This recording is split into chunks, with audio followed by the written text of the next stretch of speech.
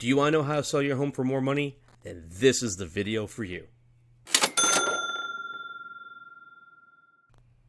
Whether you're using the equity of your home to buy your dream home, or you're using that equity to fund your retirement or pay for a kid's college education, you obviously want to get as much money as you possibly can when you sell your home. And with that being said, I have 9 tips to help you achieve that goal. The number one way to sell a home for more money is going to be keep the place clutter-free. Now, obviously, if you've moved out or it's vacant, this is easy to do. But if you live in the property, keep it as clutter-free as possible, because you want your prospective buyers going through the property and you want them to visualize what's going to be like with them living in it. You want them to fall in love with the property, and if you have stuff all over the place, it's going to be harder for them to move through it. Truth be told, whenever we're in a cluttered place, people are a little hesitant to move through because they don't want to break something. They don't want to knock something over, and they feel like they're walking on eggshells. So keeping it as clutter-free as possible is going to go a long way in helping you get a higher offer and making more money in the sale of your home. The number 2 way to sell your home for more money is going to be painting. And yes, there's a cat right next to me. How you doing, girl? I'm in my office and my cat likes to follow me. So, I know you're thinking, why should I paint? The buyer's going to be painting the walls the way they want it. Well, buying a home is an emotional process, or picking the home is an emotional process. And I have seen buyers, when they walk into a home and they see fresh paint, they're interested. They're intrigued. They want to see more of the home.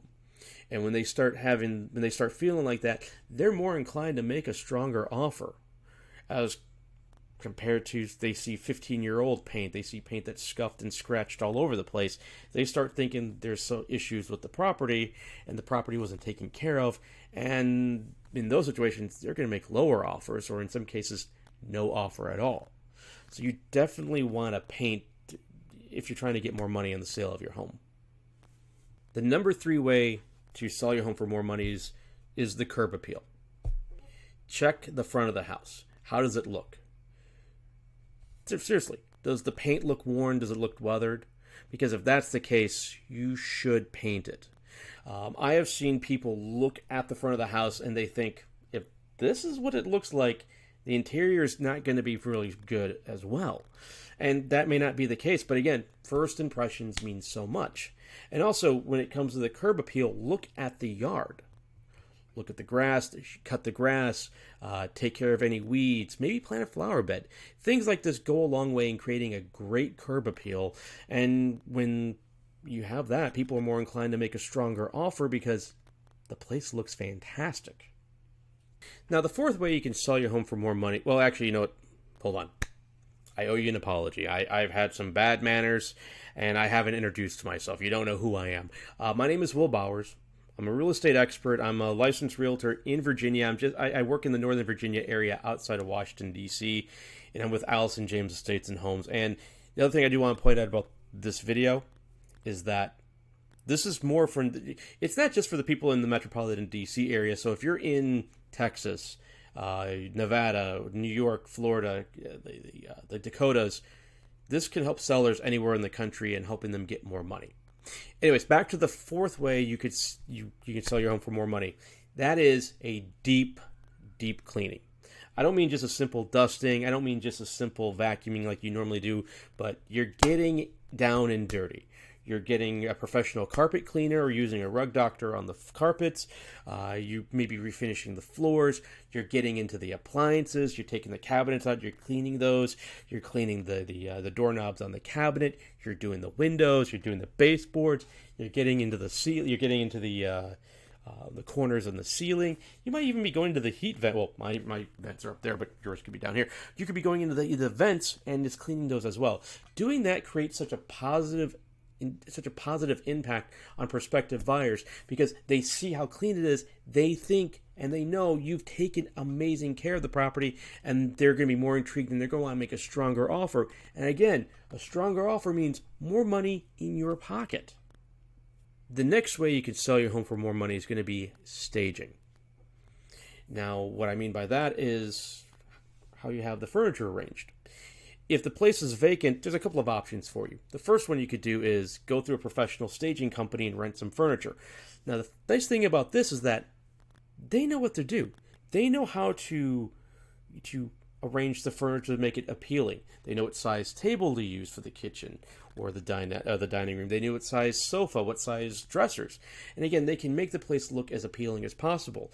And the reason you want to do this is that when prospective buyers come in, they're going to get an idea what to do with their own furniture, and they're going to start making the place their own. Now, another option if the place is vacant is virtual staging. What that is it's essentially Photoshop of the furniture into the images of the property, but it looks a lot nicer than your traditional Photoshop. It doesn't look as cheesy. Now, in the case where you live in the property, I hope you decluttered. Beatrice, do you think they decluttered? She's a woman of few words. If you're living in the property and you've decluttered, arrange your furniture where it's easy for people to walk through the property. Again, when people are in there, they see how you had your dinette set, they see how you had your entertainment stand, your sofa, and they start visualizing what to do with their own furniture. I've even seen prospective buyers pull out tape measures and go, okay, my dinette set is this big, it's this wide, and when they do that, they're making the house their own. And when they have that type of interest, again, they're more inclined to make a stronger offer. The sixth way you can sell a home for more money is going to be get an inspection. Now, I know what you're thinking. Why should I get an inspection if the buyer's going to be doing it? Well, by doing this could save you thousands of dollars, and this could also potentially get you more money in the offer. Just hear me out on this. So, when you get the inspector to come by, and again, a licensed property inspector, when you get the inspector to come by, they're looking for issues on the property. And they're going to let you know if they find anything. Again, you might think, well, I know the property, but they might find a leak you don't know about. There could be a leak in the back of the refrigerator, the water line going into the freezer, water line going into the fridge, I should say, and it's slowly dripping, and it's now causing damage to the floor and potential mold. You might not know about that. Cracks in the foundation. Hot water heater could have some issues. It could be at the end of its life expectancy. Maybe an issue with the roof. Things like this that you just, again, out of sight, out of mind, and they found this. Now, the reason this could save you thousands of dollars is that these same issues could void a contract. The buyer has their inspection done, and again, issue with the water leaking behind the fridge, and the buyer could say, you know what? No, I'm gonna have to have the floors replaced in the kitchen. I don't want the place anymore. Or there's cracks in the foundation. No, don't want it. And now you still have to fix those issues, and the property's back on the market, and you could be sitting on the property longer. Now you got to make another mortgage payment, another insurance payment, taxes for that month. If there's an association fee, again, that's costing you thousands of dollars that you could have prevented had you taken care of that earlier before the buyer's inspector found that. Now, another way this also could save you thousands of dollars is that you can just say, okay, buyer, I had an inspector come by at the house, and they recommended that I take care of these things, and here are the receipts showing that the work has been done. Again, by doing this, it shows the buyer that you have taken care of the property, and the buyer knows that this isn't bad. These are things they don't have to worry about, and this creates a premium, and they're more inclined to make a stronger offer. If you, again, show the work that's been done, they're going to offer you more money. Now, number 7 on the list of how to get more money when you're selling your home is using a professional photographer. Now, I will admit, Androids, iPhones, they've gotten better when it comes to their camera quality, but there's just something about a professional photographer. They know what they're doing. They know how to work the lights. They know how to get the angles right. They know how to make the pictures as vibrant as possible. The overwhelming majority of the people who see your home, they're going to first see it online, so their first impression is going to be from the photos. Just think about that. If the photos are too dark, too blurry, too bland, there's a chance they're going to say, I'm not really interested. Where if the pictures look amazing, they're going to be more intrigued. And the more eyes you have looking at it, the more people who are going to want to take a look at the property.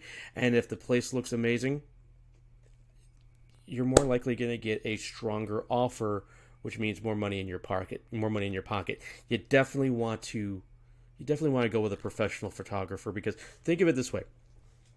Wedding photographers. You go to your cousin's wedding. You take a few pictures on your phone.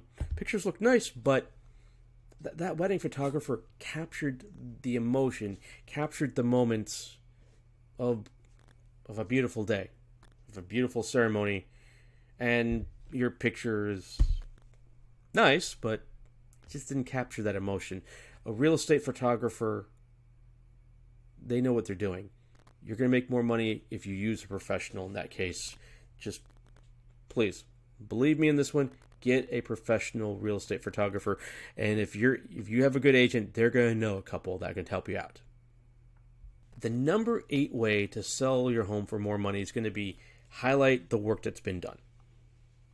Now, what I like to do as an agent is, besides just putting it in the listing, new roof, updated kitchen, updated bathrooms, new floors, new carpet, whatever the case may be, I like to have a list waiting for them.